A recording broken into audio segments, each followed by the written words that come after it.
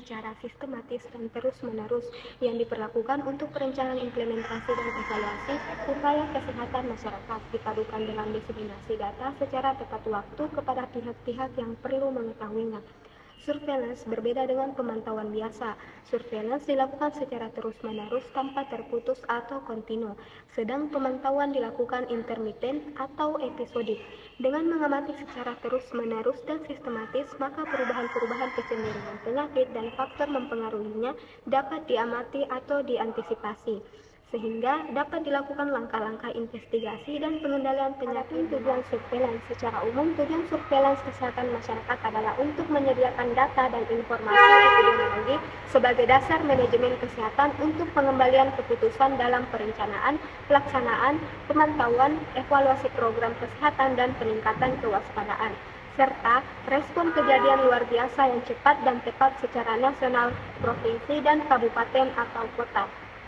Adapun tujuan khusus surveillance kesehatan masyarakat adalah yang pertama, menilai status kesehatan masyarakat, yang kedua, mendefinisikan prioritas kesehatan, yang ketiga, memonitor dan mengevaluasi program, yang keempat, melakukan penelitian, dan yang kelima, mengidentifikasi masalah. Yang terakhir yaitu sasaran surveillance. Sasaran penyelenggaraan surveillance kesehatan meliputi program kesehatan yang diterapkan berdasarkan prioritas nasional, spesifik lokal atau daerah, bilateral, regional, dan global, serta program lain yang dapat berdampak terhadap kesehatan.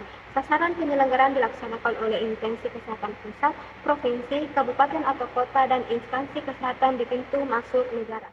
Baik, pembahasan selanjutnya adalah ruang lingkup surveillance. Secara operasional, penyelenggaraan surveillance terpadu penyakit meliputi: yang pertama adalah surveillance epidemiologi penyakit menular, yang kedua adalah surveillance epidemiologi penyakit tidak menular, yang ketiga adalah surveillance epidemiologi kesehatan lingkungan dan perilaku, yang keempat, surveillance epidemiologi kesehatan matra, dan yang terakhir adalah surveillance epidemiologi masalah kesehatan lainnya. Nah, adapun contoh aksi surveillance yaitu yang pertama, mendeteksi outbreak dan mengawasi intervensi, yang kedua, mengawasi strategi vaksinasi, yang ketiga, mengawasi manajemen klinis dalam menghadapi perkembangan resistensi antimikroba. Yang keempat, mengevaluasi intervensi untuk perbaikan. Yang kelima, menetapkan eliminasi atau eradikasi. Dan contoh yang terakhir adalah mendeteksi dan merespon emerging infections. Bagaimana sih prinsip kegiatan surveillance secara umum? Pelaksanaan surveillance dimulai dengan pengumpulan data. Data yang berasal dari berbagai instansi kesehatan seperti puskesmas, rumah sakit, laboratorium, dan lainnya dilaporkan kepada Dinas Kesehatan. Data tersebut diubah menjadi informasi. Informasi yang didapatkan akan dianalisis dan dilakukan interpretasi berdasarkan tujuan atau kebutuhan pihak terkait.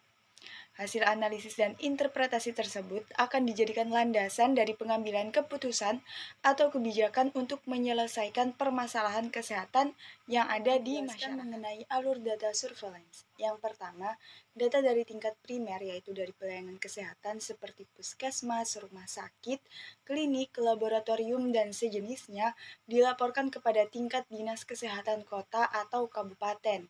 Lalu, seluruh dinas kesehatan kota atau kabupaten akan melaporkan data dan informasi kepada dinas kesehatan provinsi. Selanjutnya, seluruh dinas kesehatan provinsi akan melaporkan data dan informasi kepada Kementerian Kesehatan Republik Indonesia. Dan terakhir, Kementerian Kesehatan Republik Indonesia akan melaporkan data dan informasi kepada Organisasi Kesehatan Dunia atau WHO. Dan sejauh apa sih surveillance di Indonesia berjalan dengan baik? Evaluasi terhadap sejauh mana surveillance di Indonesia berjalan dengan baik akan bergantung pada berbagai faktor dan dapat berubah seiring waktu dan konteks kesehatan yang berubah. Beberapa surveillance kesehatan di Indonesia mungkin berjalan dengan baik, sementara yang lain mungkin menghadapi tantangan. Beberapa aspek positif yang dapat mendukung efektivitas surveillance di Indonesia termasuk yang pertama, sistem surveillance penyakit menular. Indonesia memiliki pengalaman dalam melaksanakan surveillance penyakit menular seperti malaria, tuberkulosis, dan HIV/AIDS. Program-program ini telah menghasilkan data yang digunakan untuk mengendalikan penyebaran penyakit ini. Yang kedua, peningkatan akses ke perawatan kesehatan. Upaya pemerintah untuk meningkatkan akses ke perawatan kesehatan, terutama di daerah pedesaan dan terpencil, telah membantu meningkatkan pelaporan penyakit dan masalah kesehatan. Namun, beberapa tantangan yang dihadapi dalam pelaksanaan surveillance kesehatan di Indonesia meliputi: yang pertama, keterbatasan sumber daya, terutama di daerah terpencil.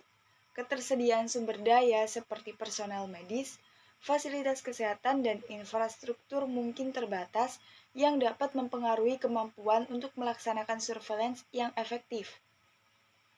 Kedua, keragaman geografis dan budaya. Indonesia adalah negara yang geografisnya sangat luas dan memiliki beragam budaya. Ini dapat menyulitkan koordinasi surveillance dan penyuluhan kesehatan. Yang ketiga, keterbatasan kualitas data. Kualitas data yang dikumpulkan dalam surveillance kesehatan mungkin bervariasi dan ada tantangan dalam memastikan akurasi dan ketepatan waktu laporan. Yang keempat, penyakit baru dan wabah. Munculnya penyakit baru dan wabah dapat menjadi tantangan yang memerlukan respon cepat dan efektif dari sistem surveillance. Dan yang kelima, faktor lingkungan. Faktor-faktor lingkungan seperti bencana alam dan perubahan iklim dapat mempengaruhi kesehatan masyarakat dan memerlukan pemantauan yang lebih baik. Evaluasi yang lebih mendalam tentang efektivitas surveillance di Indonesia harus dilakukan oleh Otoritas Kesehatan Nasional, Lembaga Surveillance Kesehatan, dan peneliti independen. Pemantauan dan evaluasi berkala terhadap sistem surveillance sangat penting untuk memastikan peningkatan berkelanjutan dalam pengendalian penyakit dan masalah kesehatan masyarakat. Saya bersama kedua rekan saya yang ada dalam video ini telah melakukan kunjungan ke salah satu puskesmas di Kabupaten Takalar, yakni Puskesmas Bontomaranu. Dalam kunjungan tersebut, kami mewawancarai salah satu petugas surveillance tentang pengalaman kerjanya dan data hasil surveillance 3 tahun terakhir. Nah, dari kunjungan tersebut, kami mendapatkan bahwa penyakit tidak menular dengan kasus tertinggi di wilayah Puskesmas Bontomaranu, khususnya di tahun 2023, adalah dispepsia. Apa sih dispepsia itu? Jadi, dispepsia adalah istilah medis yang digunakan untuk menggambarkan gejala-gejala tidak nyaman pada bagian atas perut seperti rasa kembung, mual, sakit perut, dan rasa tidak enak setelah makan atau minum.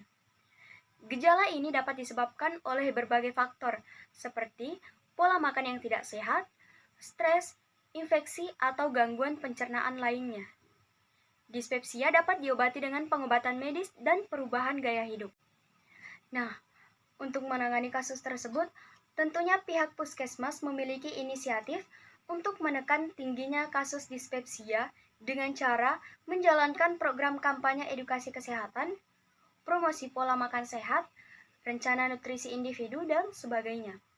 Namun, ada beberapa kendala yang ditemukan, yakni masyarakat masih kurang inisiatif untuk memeriksakan dirinya karena menganggap penyakit-penyakit yang mereka alami sudah biasa, serta respon masyarakat terhadap program yang diberlakukan oleh pihak puskesmas ternyata masih pasif, karena terlalu sibuk dengan pekerjaan dan memang kurangnya kesadaran dari masyarakatnya.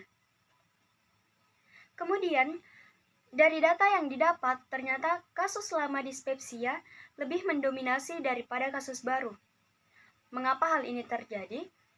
Karena dispepsia adalah kondisi yang kronis dan dapat berlangsung dalam jangka waktu yang lama.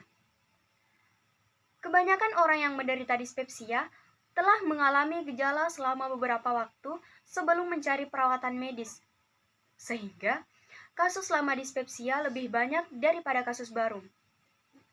Selain itu, banyak orang yang menganggap gejala dispepsia sebagai masalah umum yang dapat diatasi dengan obat-obatan over the counter, sehingga mereka tidak mencari perawatan medis sampai gejala menjadi lebih parah, atau mempengaruhi kualitas hidup mereka secara signifikan.